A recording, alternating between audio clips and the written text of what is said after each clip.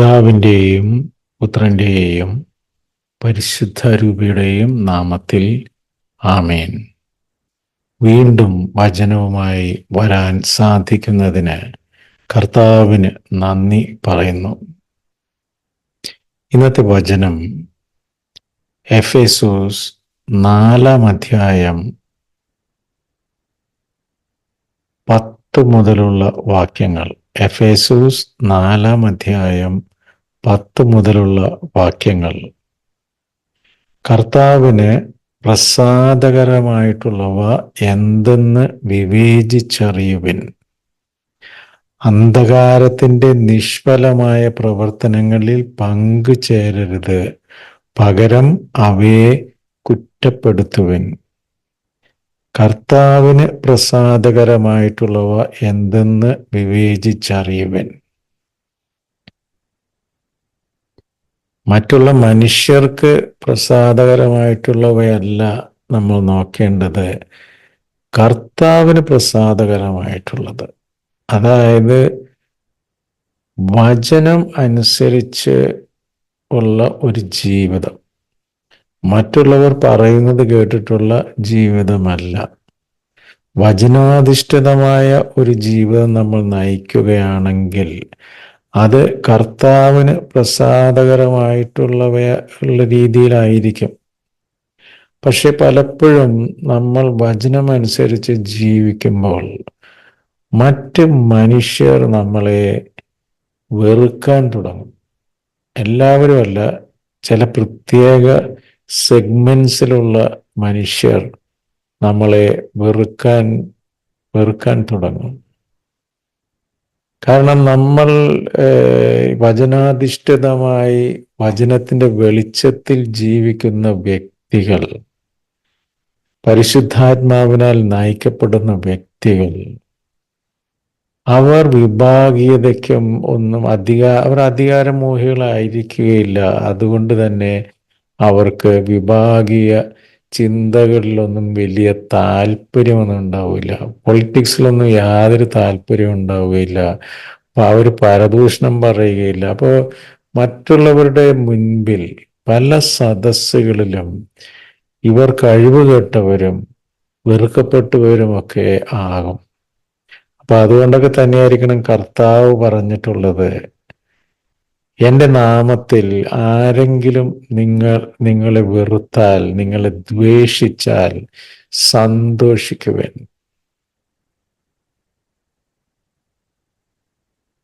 ഇപ്പോഴത്തെ സൊസൈറ്റിയിലൊക്കെ ഈ പരദൂഷണമൊന്നും പറഞ്ഞില്ലെങ്കിൽ നമുക്ക് അവരുടെ കൂട്ടത്തിൽ കൂടാൻ പറ്റില്ല. കൂടിക്കഴിഞ്ഞാൽ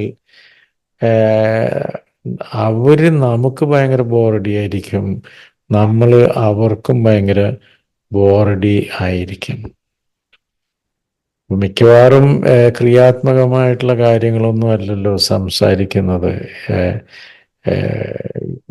എപ്പോഴും ഇപ്പോഴത്തെ ഒരു പള്ളിയിലെയൊക്കെ എൻവയൺമെന്റ് അനുസരിച്ച് എപ്പോഴും ഒരു വിഭാഗീയ ചിന്ത. ഈ കൊച്ചുകുട്ടികളുടെ പോലെയാണ്. ഞാൻ ഇന്നാളടുത്ത് സംസാരിച്ചു കഴിഞ്ഞാൽ മറ്റേ ആൾ എന്നോട് സംസാരിക്കില്ല. ഞാൻ ഇന്ന വാട്സപ്പ് ഗ്രൂപ്പിൽ ചേർന്ന് കഴിഞ്ഞാൽ മറ്റേ വാട്സപ്പ് ഗ്രൂപ്പുകാരെന്നോട് സംസാരിക്കുകയില്ല. ഞാൻ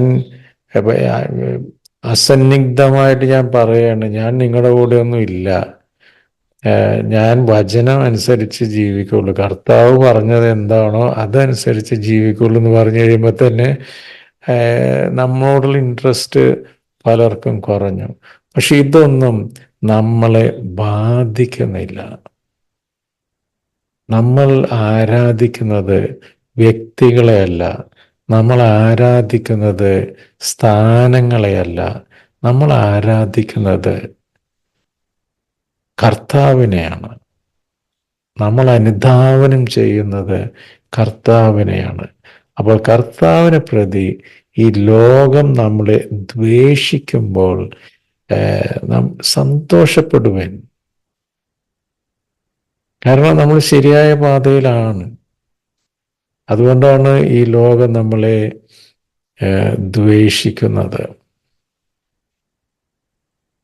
പക്ഷെ എല്ലാവരും ഇങ്ങനെ ദ്വേഷിക്കൊന്നുമില്ല. നമ്മൾ ഈ ഒരേ തൂവൽ പക്ഷികൾ എന്ന് പറയുന്ന പോലെ ഈ വചനാധിഷ്ഠിതമായി ക്രിസ്തുവിനെ അല്ല കർത്താവിനെ അറിഞ്ഞ് ജീവിക്കുന്നവരുടെ സമീപത്ത് നമ്മൾ ചെന്നു കഴിഞ്ഞാൽ നമ്മൾ സ്വീകാര്യരാണ്. അങ്ങനെയുള്ള ഒരു ക്രൗഡിൽ ദേ വെൽക്കം യു. പക്ഷേ ഈ കള്ളത്തരമൊക്കെ കാണിക്കുന്ന അല്ലെങ്കിൽ ഹിഡൻ അജണ്ടയുള്ള ക്രൗഡിലോട്ടൊക്കെ നമ്മൾ ചെന്ന് കഴിഞ്ഞാൽ അവർക്കും പ്രശ്നം, നമ്മൾക്കും പ്രശ്നം. അപ്പം അതുകൊണ്ട് നമ്മൾ വിഷമിക്കൊന്നും വേണ്ട. കാരണം കർത്താവ് നമ്മളിൽ വസിക്കുന്നു എന്നുള്ളതിന് തെളിവാണ് ഈ അസ്വസ്ഥത.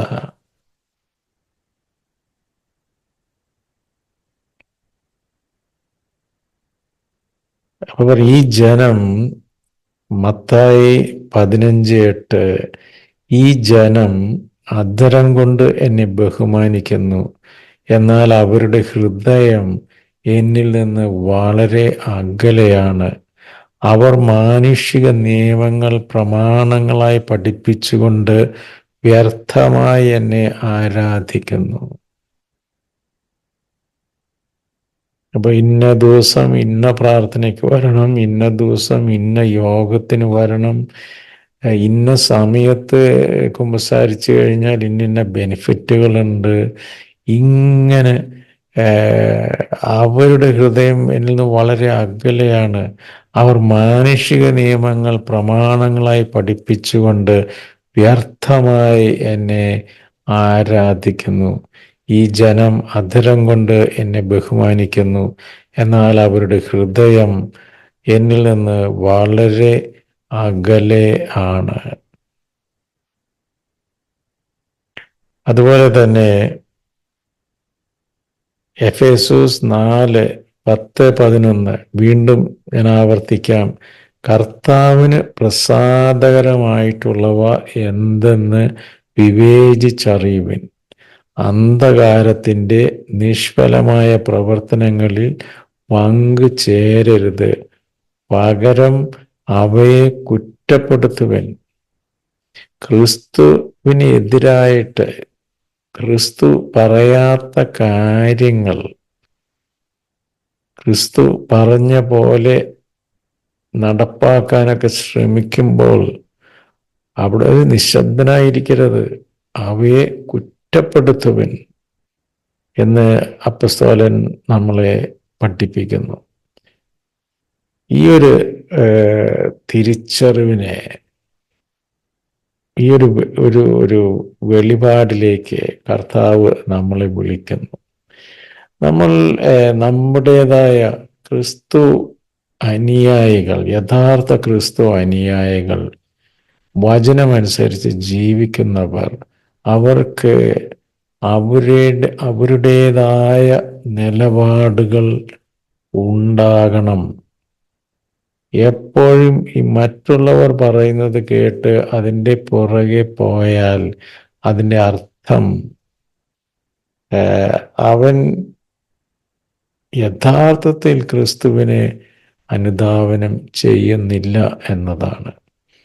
ക്രിസ്തുവിനെ അനുഗമിക്കുന്നവൻ ക്രിസ്തു പറഞ്ഞ പോലെ വചനാധിഷ്ഠിതമായി വചനത്തിൽ നിന്ന് അണുവിട അങ്ങോട്ടും ഇങ്ങോട്ടും വിടാതെ അവനൊരു പ്രിസ്ക്രിപ്ഷൻ, അവൻ എന്ത് ചെയ്യണമെന്ന് അറിയാം, ഏത് സിറ്റുവേഷനിലും എന്ത് ചെയ്യണമെന്ന് അവനെ അറിയാം.